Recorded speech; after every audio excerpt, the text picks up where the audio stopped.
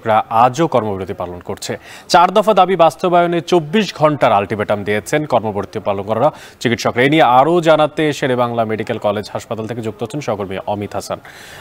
অমিত, কর্মবিরতি চলছে, আর যেটা জানি যে কর্মবিরতি থাকলেই চিকিৎসা সেবাও তার প্রভাব পড়ে, তো এক্ষেত্রে কতটা প্রভাব পড়েছে সেখানে? আর ইন্টার্ন চিকিৎসকরা যে 4 দফা দাবি করেছে সেগুলোই বা কি?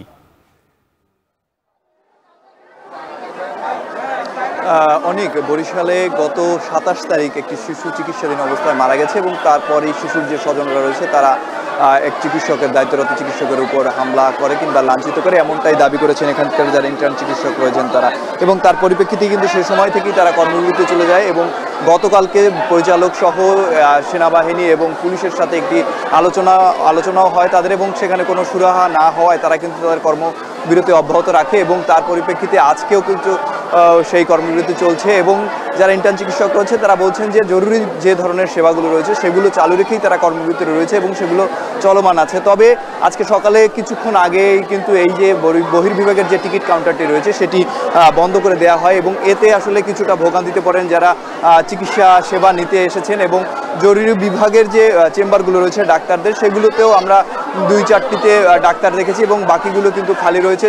সেক্ষেত্রে যারা টিকিট সকাল থেকে কেটেছিল তারাও কিন্তু ডাক্তার দেখাতে পারছে না। এবং চিকিৎসকরা যেটা দাবি করছেন যে তাদের নিরাপত্তা নিশ্চিত সহ 4 দফা একটি দাবি কিন্তু তারা গতকাল পরিচালক বরাবর দিয়েছেন এবং সেই দাবি যতক্ষণ পর্যন্ত মানা না হবে ততক্ষণ পর্যন্ত তাদের এই কর্মবিরতি কিন্তু অব্যাহত থাকবে বলে তারা জানিয়েছেন। তার মধ্যে নিরাপত্তা নিশ্চিত সহ আনসারদের সংখ্যা বাড়াতে হবে, এছাড়া পুলিশ সার্বক্ষণিক পুলিশ এখানে থাকতে হবে, এরকম দাবি করেছেন তারা, এবং তাদের সুরক্ষা আইনের আওতায় আনতে হবে এমনটিও তারা দাবি করেছেন। তো পরিচালক গতকালকে যেটি জানিয়েছেন যে তিনি চেষ্টা করবেন তাদের সকল দাবি আসলে বাস্তবায়ন করার।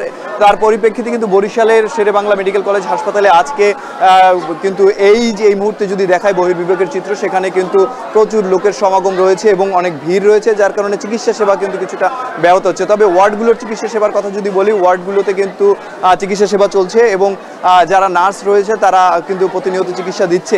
তবে ইন্টার্ন চিকিৎসকদের আমরা উপস্থিতি কম দেখেছি। তবে তারা বলছেন যে এমার্জেন্সি যে চিকিৎসাগুলো রয়েছে, জরুরি বিভাগের যে চিকিৎসা, জরুরি কোনো রোগী ভর্তি হলে যে চিকিৎসা রয়েছে সেগুলো তারা দিচ্ছেন। তবে তারা কর্মবিরতি পালন করছেন এবং তাদের দাবি যতক্ষণ পর্যন্ত না মানা হবে তাদের এই কর্মবিরতি অব্যাহত থাকবে বলেও তারা জানিয়েছেন। তো বরিশাল শেরেবাংলা মেডিকেল কলেজ হাসপাতাল থেকে এই ছিল আমার কাছে সর্বশেষ। অনেক বরিশাল শেরেবাংলা মেডিকেল কলেজ হাসপাতাল থেকে যুক্ত ছিলেন সহকর্মী অমিত হাসান, জানাচ্ছিলেন সেখানকার ইন্টার্ন চিকিৎসকদের আজকের চলা কর্মবিরতির সবশেষ।